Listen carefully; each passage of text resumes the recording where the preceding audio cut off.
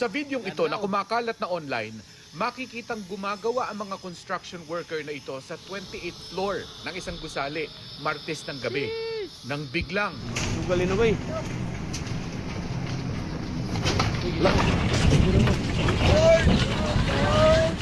yumanig ang magnitude 6.9 na lindol sa Cebu.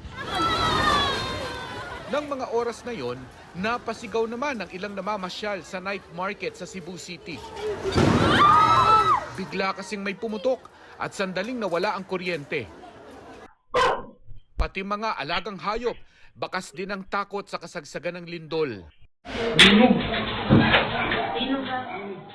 Pero ang mga kabataang ito sa isang computer shop na viral na rin ang video, nakasunod sa earthquake safety procedure na duck, cover at hold.